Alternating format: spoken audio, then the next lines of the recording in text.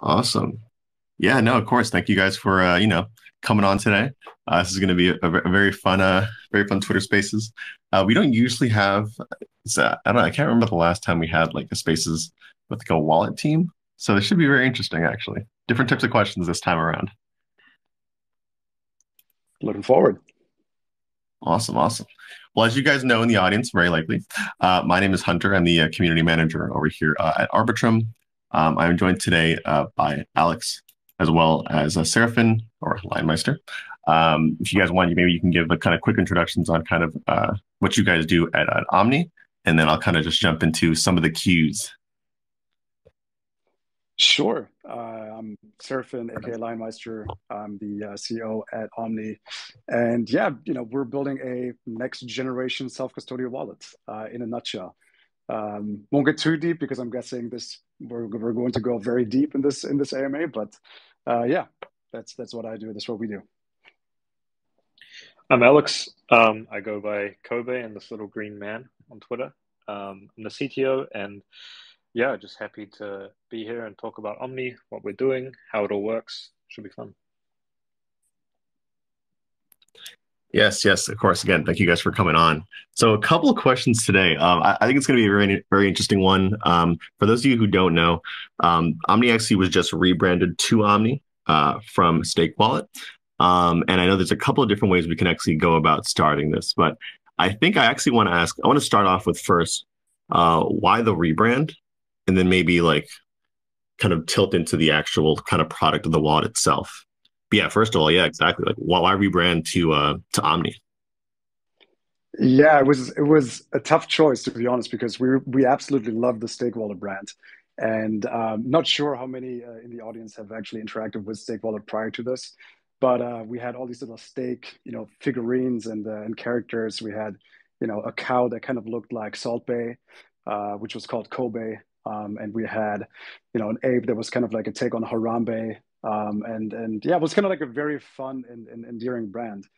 But so when Omni then Stake Wallet started, it was really a passion project, right? It was April of last year, and it was really awesome to see post DeFi summer how the multi-chain ecosystem had taken off, right? Things were really burgeoning, within the Ethereum ecosystem, but also outside of it. And there was more and more infrastructure being built, and more use cases. NFTs really took off, and yeah, people really started to actually utilize a lot of the infrastructure, right? Which was very different from 2017, 2016, when a lot of people speculated on what would get used. This time around actually was real usage. The one thing that really kind of stood out was how absolutely terrible the wallet experience was, right? This was a lot of things felt very next gen, and again, like the UX had definitely improved quite a lot, but the wallet still felt like totally left behind. Really felt like a Windows 95 type equivalent. And the idea behind Stake Wallet was initially to build a wallet that was usable across all chains. It was going to be mobile first, needed no setup, and we also wanted to build around the concept of a fat wallet, which was very much different from thin wallets, which wallets had historically been. So if you think about wallets, it's kind of like this very utilitarian part of the stack, which basically just concerns itself with three things, which is asset custody, key management, and transaction signing, right? Everything else kind of like happens outside of the wallet, and you only use your wallet for these types of, for these three activities, basically. Um, and what we wanted to do is we wanted to build something that actually had a functionality natively accessible, right? We wanted the wallet to be something where users could do more than just sign transactions. We wanted this to be something that you could go to easily perform some of the most important processes in Web3 directly in the wallet itself. And we started with staking, because staking was, on the one hand, extremely important for the networks in terms of security, and getting users to easily participate was extremely important at the protocol layer. But also in terms of yield, it's actually one of the safest type of yield that you can get, protocol yield, that is, right? Because you actually have revenues from the protocols which are being distributed to users via staking. And so we wanted to address that, because while it was so important, it was also extremely broken. Every protocol had their own, every chain had their own staking flow. You basically needed to relearn it from scratch. every single time that you interacted with a staking contract.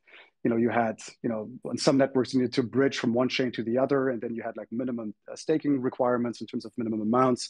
In some other ones, you actually had to activate a stake after a certain period, and so on. So it was extremely broken, which there was this extreme asymmetry between importance and kind of usability. So we wanted to tackle that first as the first sort of native integration, and that's what we built out.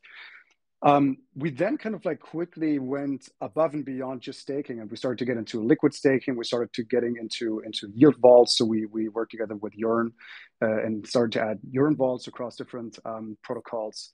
And we started to add NFT support. We started to have a fiat on-ramp natively accessible, et cetera. So, we were kind of pushing the envelope in terms of like what the native integrations were that we made accessible in the wallet itself. However, the name Stake Wallet was still very much a riff on, staking being the first frontier of native integrations. And so people, first and foremost, not a lot of people got the food analogy, which was kind of bad for SEO. So not a lot of people were actually able to find us when they heard about us in passing. And then also people that actually did get it thought that we were just, the staking wallet. And while again, this was kind of like the first signature piece of technology that we developed, and we're very proud of it, it was also not the full scope, right? We really wanted to build a wallet that was, that really could do it all in one place, right? And so this current release that we just brought to market last week, allows you to not just stake in 3 taps across all protocols that we support, which is fully self-custodial, by the way. So there's a lot of heavy lifting under the hood that's going on the different SDKs that we support in order to make that possible. But so we have staking, we have liquid staking, we have NFT supports across most of the protocols that we support. We have now native bridges and swaps. So you can go from any EVM, any layer 2 and Solana, bridge and swap in one transaction. It's extremely smooth. We have ledger support, so you can actually hook up your ledger and leave all of your funds, safely in your hardware wallet, while still having, your NFTs accessible wherever you go, and you can check your balances and easily perform, transactions if you want to sign with your ledger. And we also have, for instance, Aave v3 now fully supported, also in 3 taps, extremely simple. So with that, with us having so much more functionality and wanting to push the envelope on what a wallet should be, it was kind of, time to rebrand. That's also why we went for Omni, Omni chain, Omni asset, Omni yield, kind of everything in one place while being fully self-custodial, right? So it took us 1.5 years to get to this point, but yeah, long answer for why the rebrand, but yeah, that's kind of the backstory. No, that was a beautiful answer. It totally makes sense too.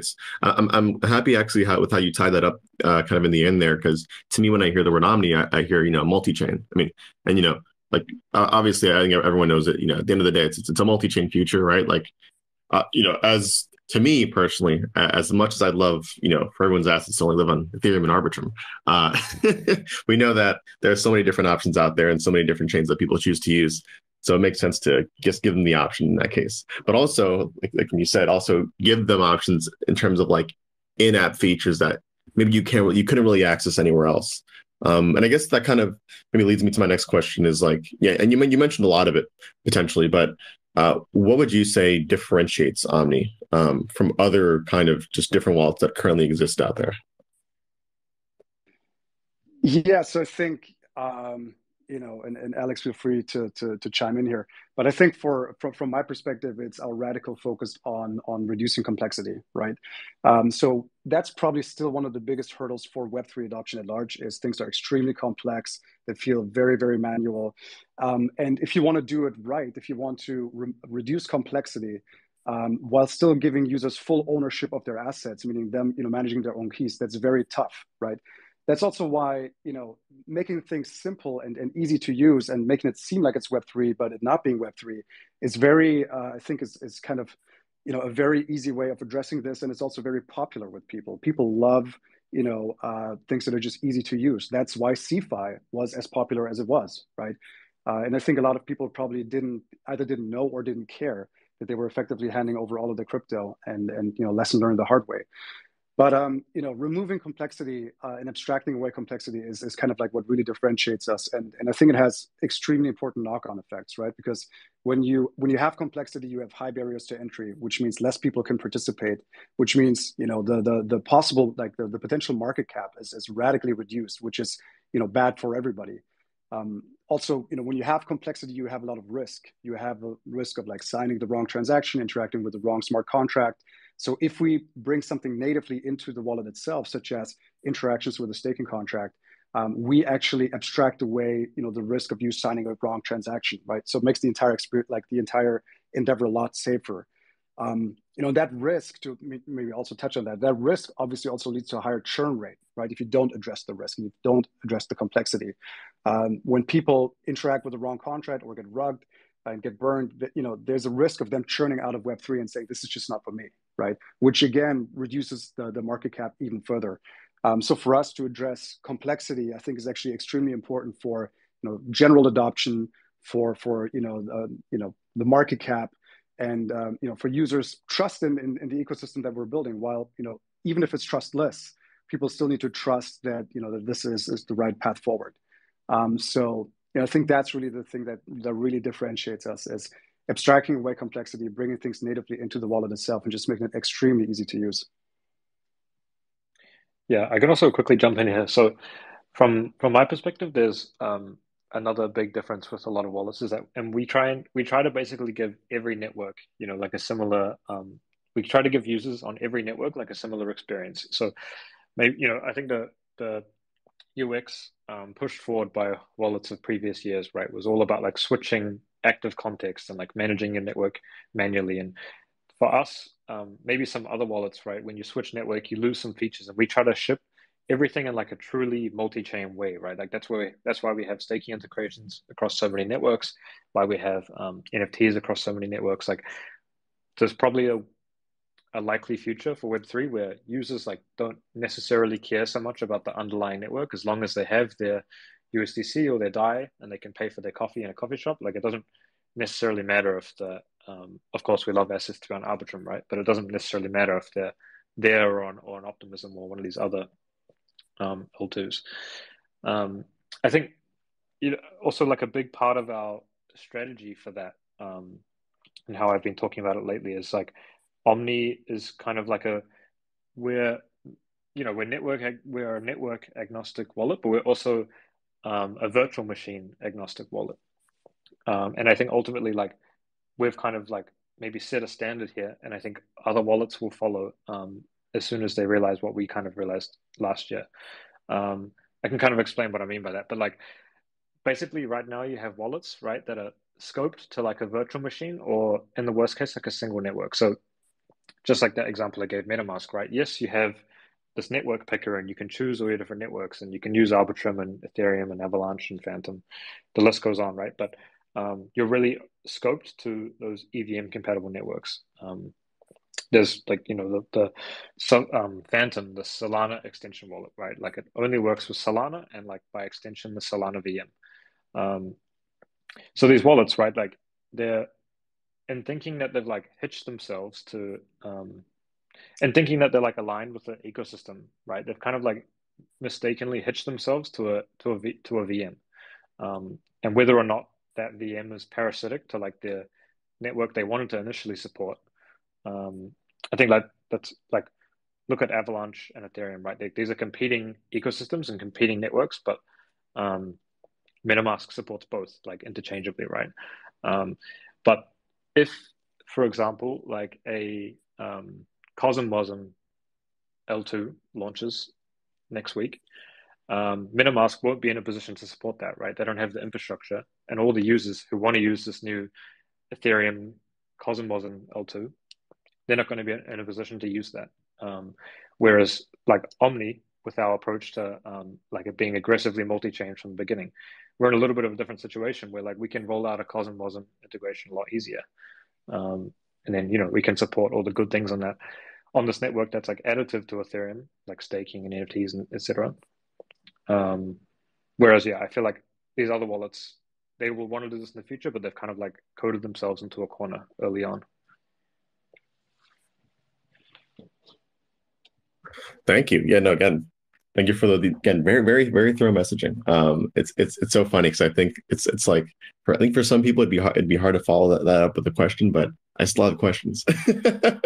uh, I, I think what's very interesting about your approach, obviously, is like you said, it's like you know you actually kind of ended it off with it there, but the fact that you guys kind of thought with like that Omni kind of setting from like day one in a way, so that like yeah, like when you're scaling, it's like as you said, you're not coding yourself into a corner where you can only support specific chains and sacrificing the UI in that way.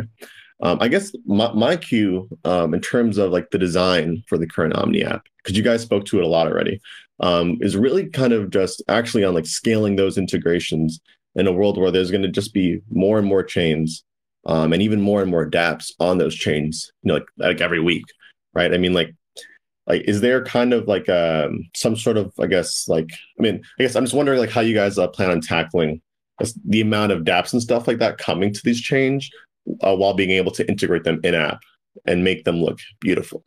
Hopefully that question made sense. Yeah, no, totally. I think our approach is we always want to be a little bit careful, right? So we've actually built at tremendous speed, which is all credit to Alex and our tech team.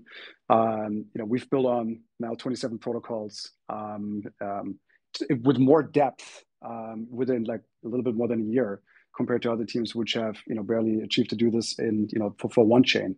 And I'm not trying to mark like any of the new entrants into the space. I think there are a lot of like new wallet entrants, which is great, but I'm more so marking the established players, which are which I think is like holding back the entire ecosystem tremendously. But the way that we're approaching it is first and foremost we want to make sure that there's actually sufficient infrastructure, that we actually have all the tools available to service that that chain.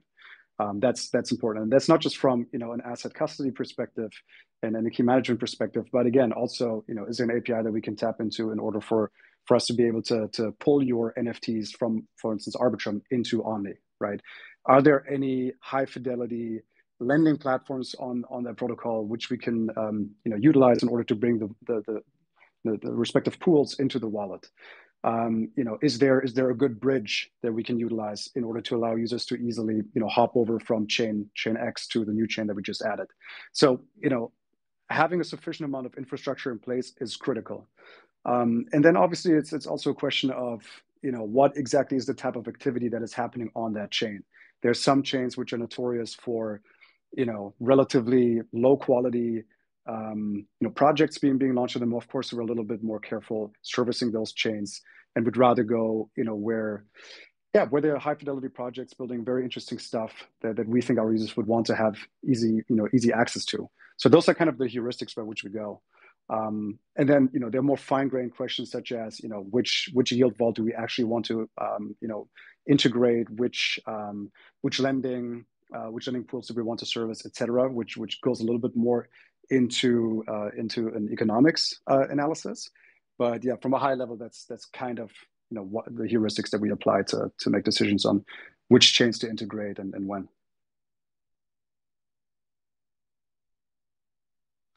No, definitely makes sense, and I mean, I think it's good. I mean, I don't know. It's just so funny because I think like the longer I've been in this space for a while myself, and it's just funny how you see kind of different chains and different projects obviously come and go, and some obviously stay for the long haul, while some others don't.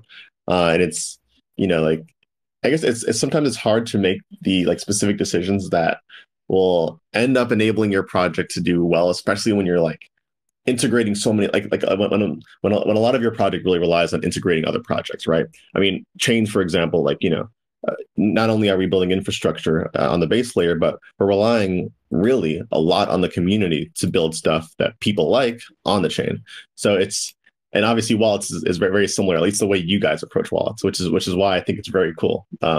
It's almost like I think like in a way like where wallets used to be kind of like this thing that you plug in to use dApps, you guys are almost like taking the approach of like your wallet should be like your home, where the dApps almost can like live within the wallet itself, almost like similar to a chain. Just crazy. Yeah, totally. No, 100% agree, right? And I think if we take a look at, for instance, feedback also from our users, what do our users really like about Omni? It's specifically those native integrations, right? Which again, reducing complexity just means it's easier to adopt, which is a net positive for the ecosystem. And again, we spent so much time building this out. We could have launched something a lot earlier, but we wanted to build it the right way. And building it the right way and giving users full control over their assets, building this entire ecosystem out, in a way where it's not complex, but it's also fully self-custodial, is just a lot harder, right? And I think it's not to toot our own horn here too much, but we always wanted it to be built right, and I think it's an important foundation to any Web3 project to embrace that philosophy. And even if that means that things are moving a tiny little bit slower, we want them to be robust, and we don't want them to undermine the core principles of Web3, which at the end of the day, really ties all into self-sovereignty, right? People should own their own assets, they should own their own identities, and they should be able to transact freely with other self-sovereign participants in Web3, right? And if you want to build that the right way, it just takes time, but that has to be done, right? It's the only way that it's going to be sustainable. Yeah, I also think that because we're so opinionated with how we kind of like surface chains in our UI, we won't run into like a lot of the problems that that wallets that spun up in like 2017 and 2018 ran into. We've talked with some of these other wallet projects, right? And I mean, the wallet space is pretty small, so it's easy to get a hold of people, and you run into each other at conferences. And I mean, some wallets supporting chains, right? That they're basically ghost chains, right? They haven't had transactions for months, but it's as a wallet, it's like incredibly kind of scary to like deprecate a chain, right? Like you're going to annoy users. You have to put out this negative messaging. You have to provide a path for like a migration for users. So we kind of like maybe another way to like look at chains we add and remove support for is not necessarily like a full custody solution, right? So, for example, like application specific chains, right? That's what even these Ethereum L2s, like a lot of them are quite application specific. And to a user, you don't necessarily need to say, okay, here's this entirely new chain, right? And like you can hold all your assets there, and you can do all this stuff, and there's NFTs, and there's everything you can explore there. It's like, oh, this is just a chain for lending. And what we will do for you is if you choose to lend on this platform, we will like move your assets for you, lend them on that platform, and now you're earning APY. When you want to withdraw from there, we just, handle unwinding that position and transferring them back. Like there doesn't need to necessarily be a concept of like a fully fledged chain. That's like its whole own integration. It's just like, oh, this is how you lend, right? I think that's like a opinionated approach we took to our UX quite early. That's, for example, how some of our staking integrations work, right? When we need to, some of these networks we support, they have like a separate consensus chain, and we don't even show users that that's like a separate network, right? We just handle transferring the tokens for them, and now they're staking, and when they want to unwind, we just transfer the tokens back. But that kind of can help with like chain fatigue, right? If there's I don't think it can be like a difficult approach to make a world with 10,000 chains really, really approachable. But this could be like one way we go about things. No, totally agreed. Yeah, and I think in a way it's like one thing that I've heard actually a lot of people talk about, especially on crypto Twitter, but like kind of like abstracting all that like all that away, but also still making sure the user is at least somewhat informed about potential like security trade-offs that they're using, when they're using one chain versus another. You know, I don't think there's a right answer for that yet, but I'm truly interested just to see how that's going to be tackled. I guess just by the entire industry, including you guys. Yeah. Yeah. So you mean primarily like on chains with like super low liquidity, right? Or like ones that would be easy to attack from a staking perspective? Yeah, so more so like from like the like network security perspective, right? Like like in a way, it's like almost, let's say, comparing, for example, the type of decentralization that Ethereum has, maybe versus like an alt layer one, you know? Yeah, for sure. I mean, this is like a little bit, I guess we're probably showing our opinions as a wallet, right? Like, um, MetaMask, for example, right there, it's very low level, right? There's like tutorials on how you can basically add an RPC endpoint, for better or worse, right? Like it would be interesting to see if that was like a net positive or net negative for MetaMask users, that they were able to like interact with all these other networks. I think from a self-sovereignty standpoint, right, it's obviously super positive. But like often these networks, unless you're like a super early adopter, like often the liquidity is very low for a reason. Um, yeah, I would say, I think our approach to that, I mean, like to be honest, we probably would just have like a liquidity threshold. That's what we've done it in the past, right? Like we don't, other than Terra, which unfortunately went down in flames for everyone involved. Like we don't have any networks that are like super low on liquidity or would be easily like 51% attackable. But yeah, I think for us, we focus maybe more on like smart contract safety, right? Like adding ledger support, so users like seed phrases can't be stolen, that kind of thing. But it's definitely food for thought. But I think it's also something that very nicely lends itself to getting the community more closely involved, right? So we're still in the early innings of building Omni and bringing Omni to the market. But I think as Web3 literacy increases, and as hopefully also coverage of security benefits and trade-offs becomes more easily accessible and understandable to most people, I think it's also something where you can just uh, let the users vote on what exactly they would want to integrate into a wallet such as Omni, right?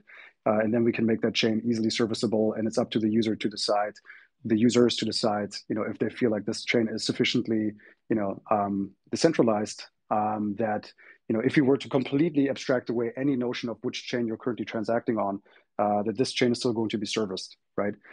And I think this is something where, again, having an engaged community, for a wallet like us, but also just in Web3 at large, and for this to be, directly democratic, those are just incredible benefits. And I think, we can just kind of like crowdsource, the intelligence on how exactly we should go about, adding support for different chains and what users feel like is sufficiently decentralized or not, right?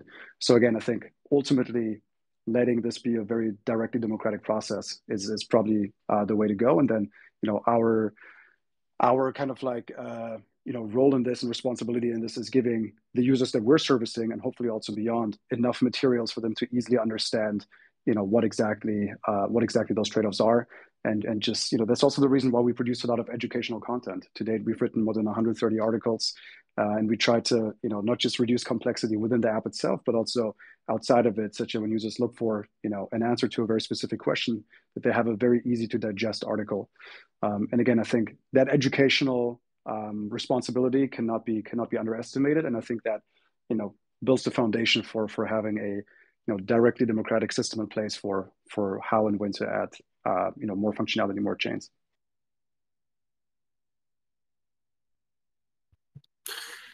Totally, totally. I think at this point, then it maybe kind of makes sense to just more broadly just touch on like what is a good crypto wallet? Like what does it provide today, and what features I guess must a good crypto wallet provide in the future?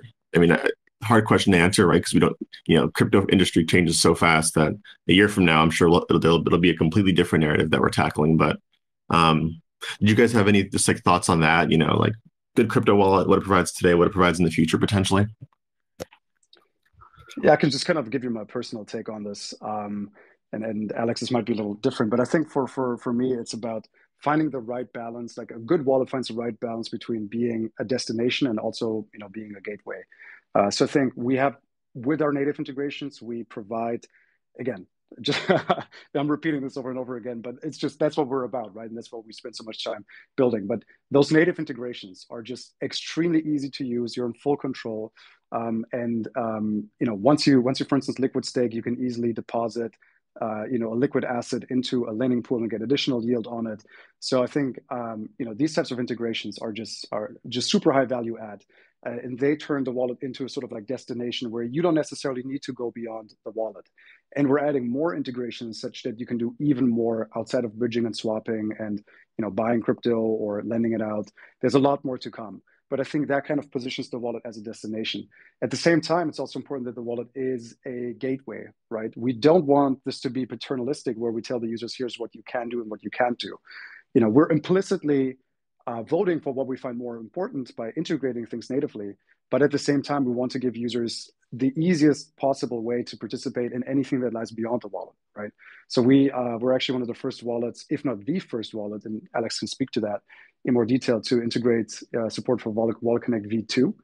And we're really pushing the boundaries and helping other protocols to think through the Wallet Connect spec, and having easy accessibility of dApps across various different chains, with, for instance, Wallet Connect, and turning the wallet into a gateway is also very important. So walking that kind of like fine line, I think is very, very important now, and I think will only become more important in the future as Web3 grows.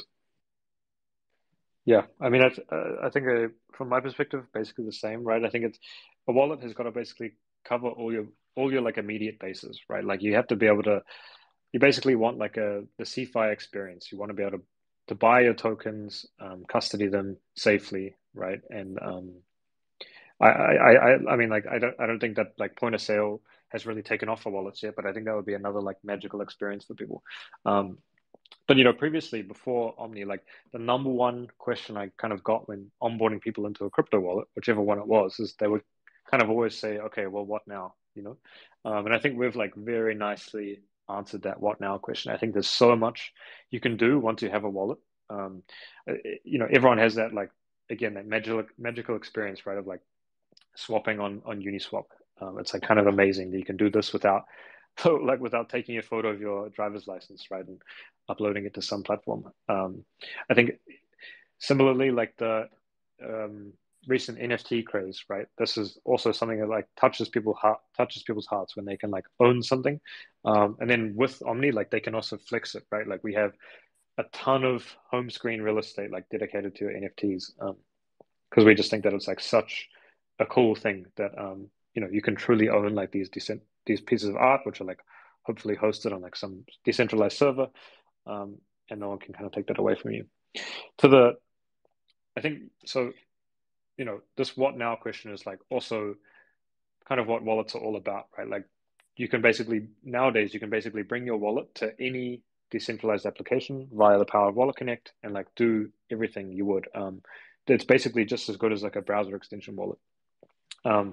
With V2, right, which we're like a very keen supporter of, it'll just be that on steroids, right? Like all of your favorite like VM independent applications, right, can be used via Wallet Connect. So you can do your swaps on Saber, like a Solana dApp. You can buy an NFT on a Near via a Near smart contract, right? And then you can come back to Ethereum and lend on Aave or something. So I think for a wallet, you've got to cover the bases, and then you've got to also answer that what's next question. I am totally aligned, especially with that what's next question. It's funny. I think actually on the last space that we had, we were speaking with GMX and DopeX, and someone had came up from the crowd and asked, like from a user perspective, it's sometimes a little difficult to know that I can kind of interact with both of these said dApps and use one and then kind of jump and use another one and have them both complement each other. And I think the person had mentioned that like it'd be very how do you say, it'd be very convenient if there was like some sort of like a dApp mall. I think it was the way they described it, where it's like you have like multiple dApps within like one UI or like one setting, and you can kind of just click a button and kind of maybe go leverage long on something, and then click the button next to it and maybe like hedge with with an options trade, for example. And it's interesting because in a way, that's kind of how I'd almost say that's kind of how like centralized finance works a little bit right now. Like, for example, if anyone has like a Robinhood account, right? You think about it, your quote unquote wallet is literally in the app, and then obviously if you want to buy something, let's say you want to swap for something, essentially is what it is in crypto, you would just go ahead and search up the stock you want to buy and buy it right away, right? So that what now question is so interesting. It's just so funny how to me, I guess it's more of like a business question at the end of the day. If you yourself want to build something, I guess, or if you want to integrate someone else's product. So many thoughts racing through the head right now. Yeah, I think actually that question is for us, it's a very, very clear answer. We do not want to build any infrastructure or any dApps or anything of that sort ourselves, right? We really see ourselves as like our mission is to remove friction from access, making things just very, very easy for users to interact with. That's really what we're about, right? We're building that consumer touch point that makes all of that very easily accessible. We definitely at no point in time want to cannibalize the market that we're ultimately trying to serve, right? I think that'd be a huge mistake if we started to all of a sudden build, yield vaults ourselves because we can just skim that extra percentage off top. I think that would immediately undermine you know, the that would immediately undermine everything that we're building and our reputation.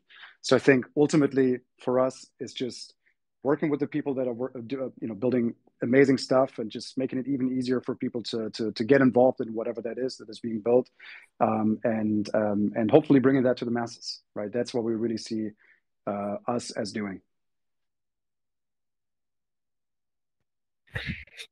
So on that note of kind of, just even mentioning CeFi, I guess, what do you guys think the future holds for platforms? I guess you could say like Robinhood, like again, centralized finance applications. If we are essentially approaching a world where wallets are going to honestly take more of the Omni approach, where you're integrating everything in app, and you're just trying to make a more curated experience, for the user at the end of the day. Yeah, I think there are a lot of lessons from CeFi, right? It can't be underestimated how appealing that value proposition was to a lot of people. It's very, very clear from like a first principles perspective that Web3 is of immense interest to a lot of people, a lot more people than our industry can currently service, right?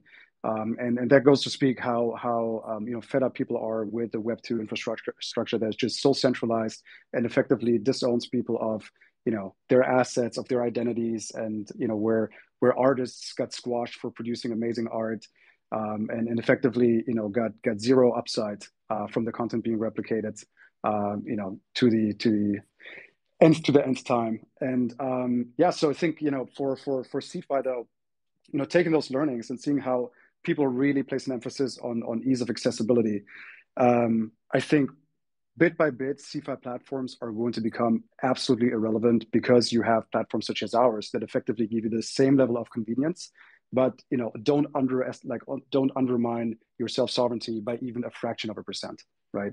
And that's really our mission, making it as easy as CeFi, but it being fully DeFi.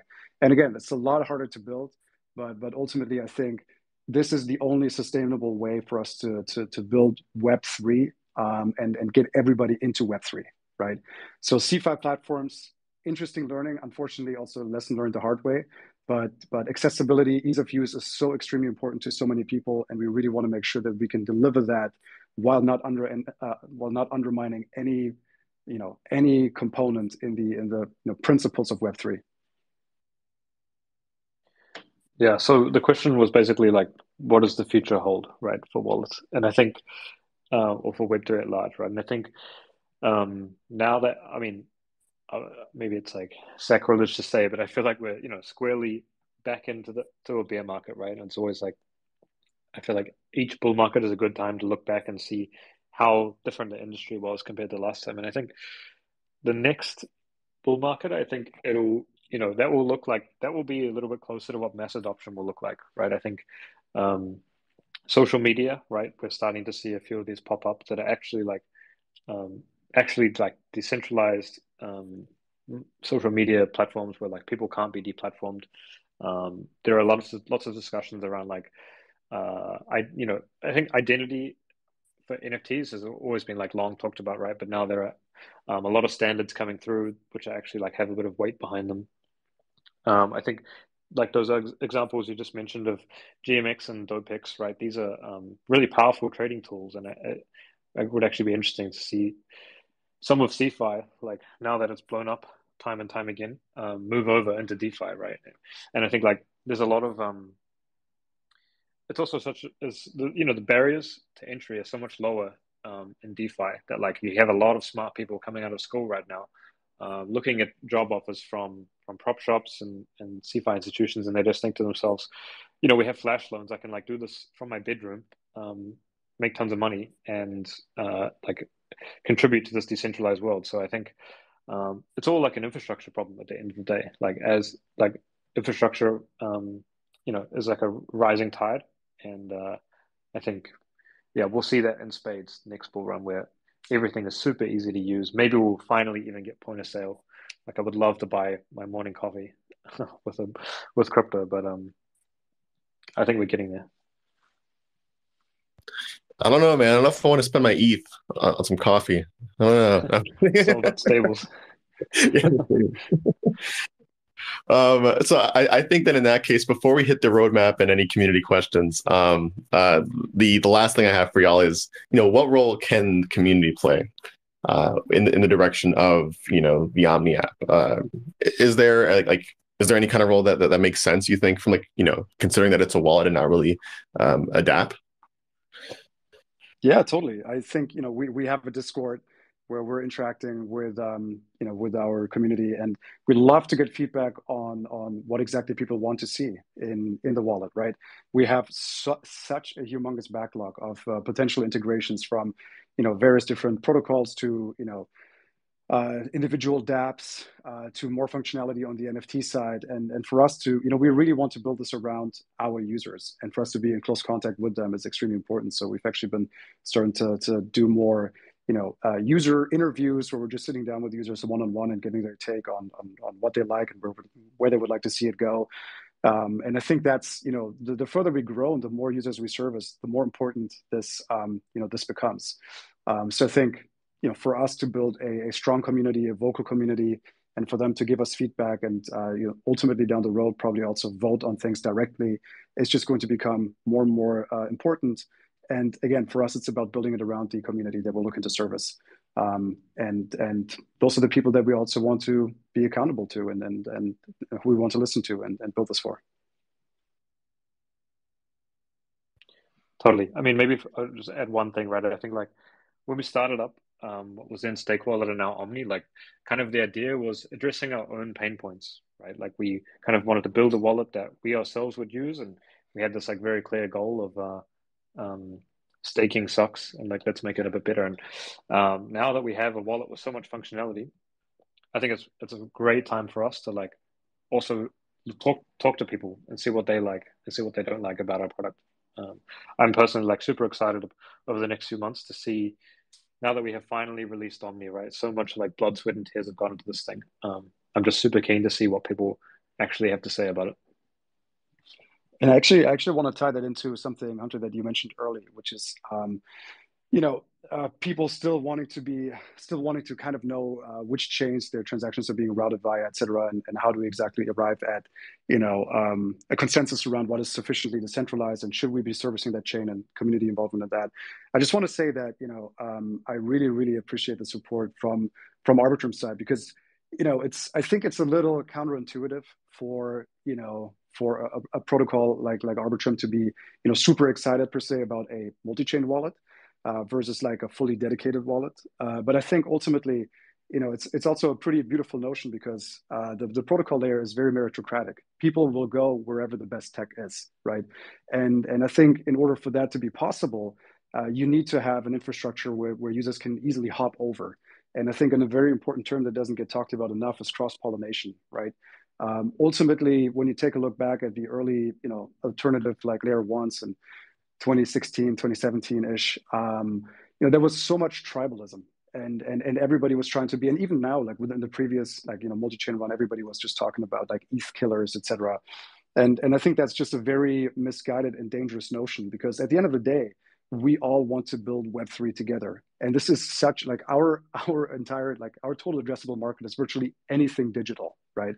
And it's such a powerful and beautiful vision, that users can own their own identities, can own their own assets. And we should all be, working towards this goal and seeing how things have become more composable over time. And, you're talking about, for instance, this dApp mall, things just seamlessly plugging together, even though it was built by two totally different teams and it's accessible to anybody, anywhere in the world.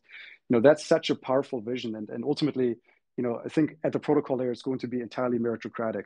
Whoever builds the tech, like the best tech is going to win. And I think it's also, teams like Arbitrum that are embracing a multi-chain future and that are not afraid of it, but that are excited about it, are the ones that actually, implicitly just show their confidence in their own abilities to build this and what they have already built.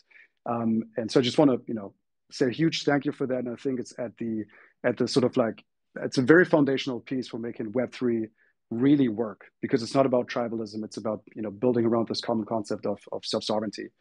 So really appreciate that. And again, that's kind of like what we're trying to do from the wallet side is make that more and more accessible and get people involved without undermining the core principles of Web3. Yeah, again, totally, and I, of course appreciate it. I mean, it's a very interesting space to be in. I'll tell you that much. I mean, just going to so many different conferences and being in crypto for a while, like you guys definitely know, it's like yeah, like the I guess you could say. I mean, I hate to say the word, but like the vibe of the space tends to change over time. But at the end of the day, it's like most people kind of just see this as like okay, like it's pretty much your bags against mine. I think that's what at the core, like a lot of people kind of like that's where like the tribalism comes from, at least from what I've seen. But yeah, no, as long as we have like those core principles in mind, just making sure the tech is there, making sure the UI is there for when we want to onboard like the next, as they say, like a million users. That's all that really matters. For sure, but the thing is, like, that it's exactly that perspective, which is very short term and very zero sum, right? Like this is not, and this is also why it's important to get more people into Web3. It's not because it's just a game of like who's holding the bag. It's about again just bringing our technology to more and more people, and actual usage of the protocols will lead to the bags increasing in size, right? So this is it's something where if we're building this in a meritocratic way, virtually everybody can win if we are sticking to the foundations that we're really building around with Web3, right? So I totally understand. I mean, this is the reality that it's a lot of like your back versus my back, but I think it's we all need to kind of like try to go beyond that narrative in order to see that what's really at stake here is bringing digital freedom to virtually everybody, and if we all play our part, it's a win-win for everybody, right? It's not a zero-sum game. So yeah. Again, tough in the short term, but that's really, I think, where the bar should be in terms of like medium to long term. Agreed, 100% agreed.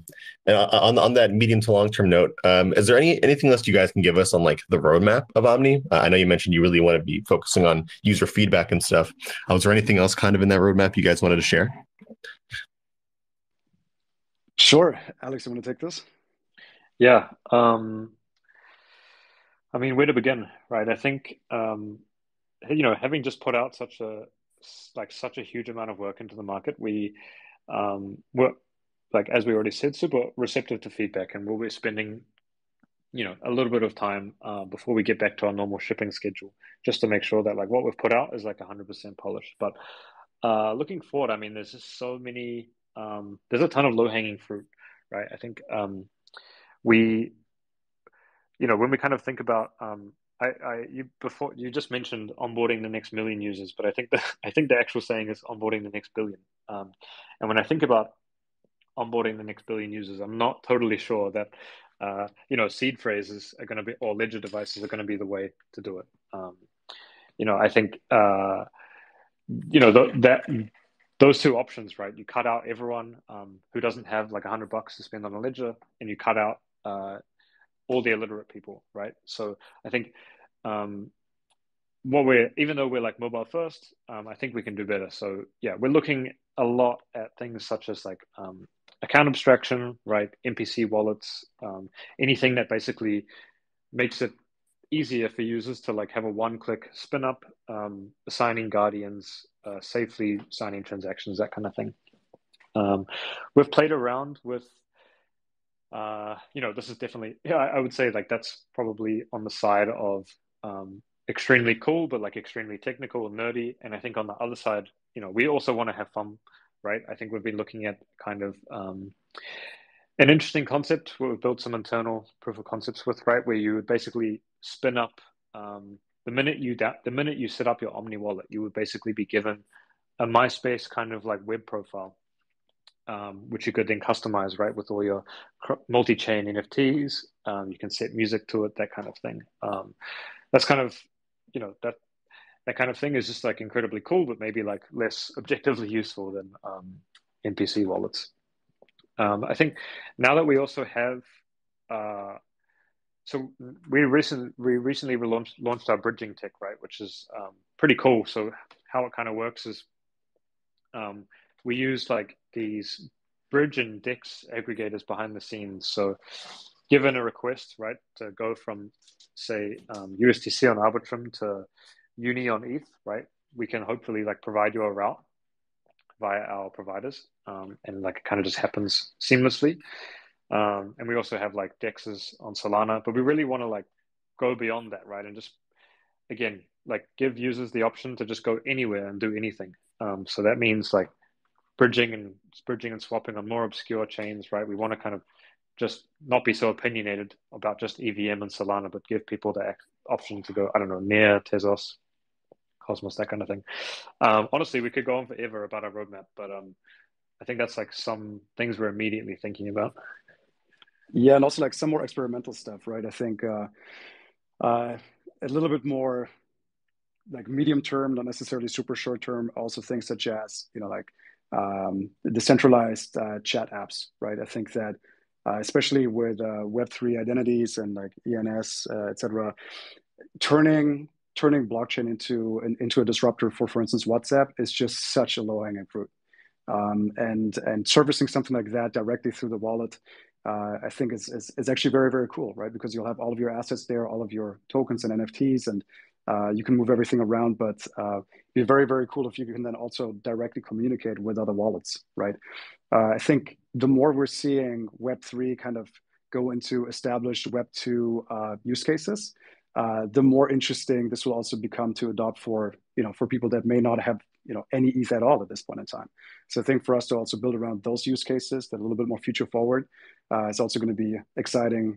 Kind of like later Q4, early Q1 next year and beyond. And yeah, we really want to push the envelope in terms of what a wallet is, what it should be, and what it can be.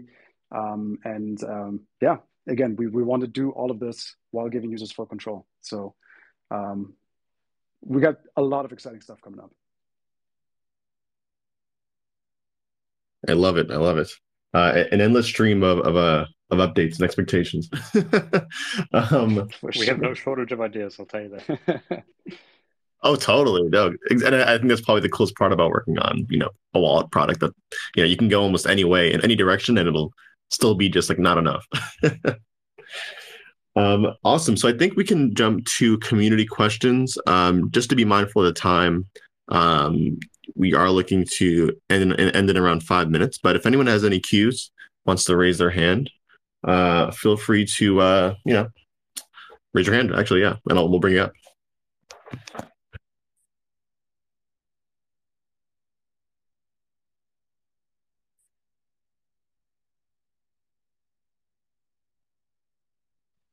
It was just too self-explanatory what we talked about. There's got to be someone hunting for alpha. It truly was. Let me see. Actually, I know there are some comments actually too. I forget that Twitter Spaces updated their posting feature here. Oh, here we go. We got someone over here. You got bringing on Trav Crypto. What's going on, Trav? A friend of mine as well.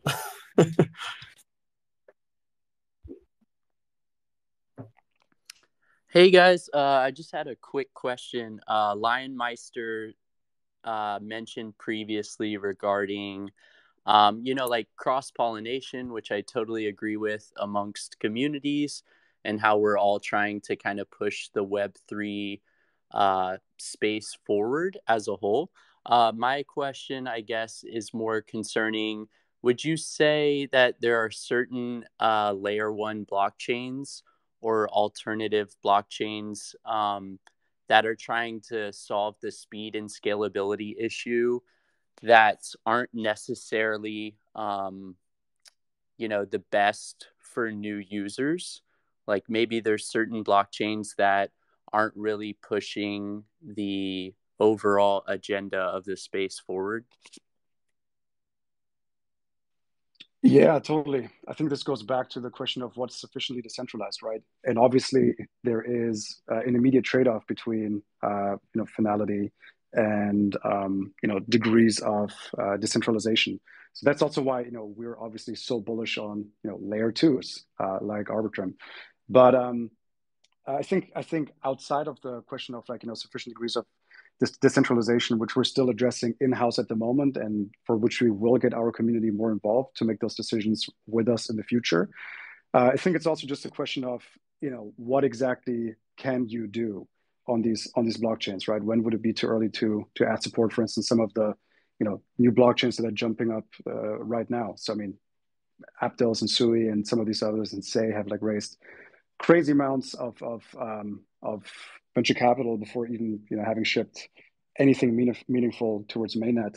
And the thing is like of course we could try to add support as soon as possible.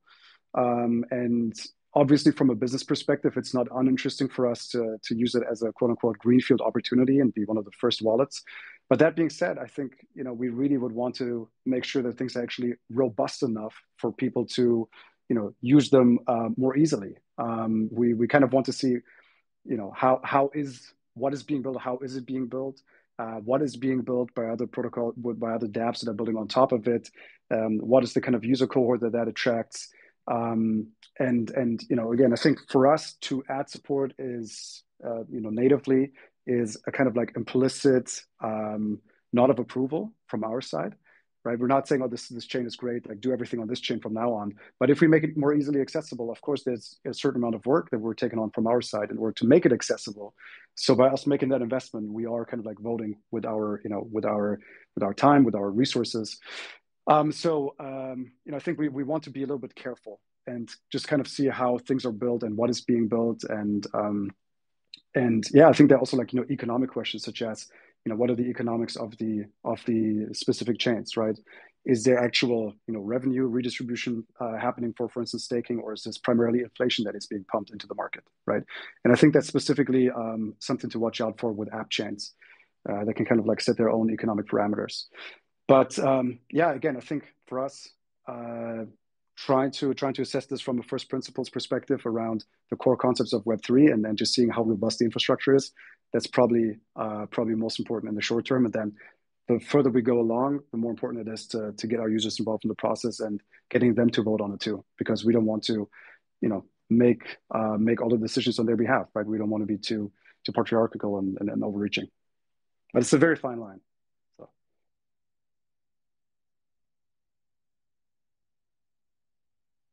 Yeah, also maybe sorry, just have one more thing to add there. I think like there's another good example, right, of like a huge network, backed by one of the biggest centralized exchanges, right?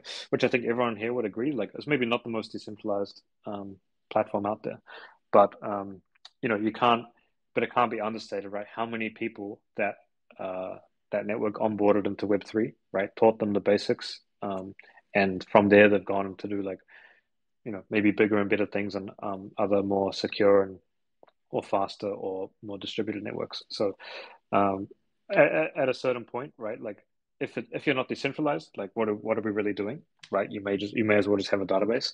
But I think there is a space, like it's always a range, right? It's always a spectrum, and I think yeah, there's definitely value in being on the more centralized spectrum, more centralized side of the spectrum. Totally. And also like maybe to tie this, sorry, not to make this like overly convoluted here, but it's a super important question, right? And coming back to the concept of cross-pollination with what Alex just mentioned, and different chains are in different parts of the life cycle of people's journey into Web3. And so the concept of cross-pollination is also one of allowing people to kind of like graduate from one chain to another, right? And also understanding that this is an incremental process. So if you were onboarded by a chain that might be very fast but not sufficiently decentralized, the more you kind of like venture into Web3, the more you'll understand how important sufficient decentralization actually is, and you might want to then go from one chain to another chain. And for us to be able to easily service that is also important, right, for the space as a whole.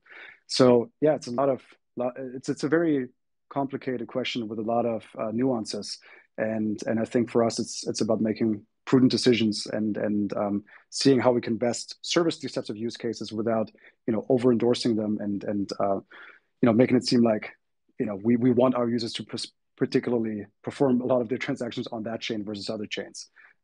So yeah, it's a balancing act.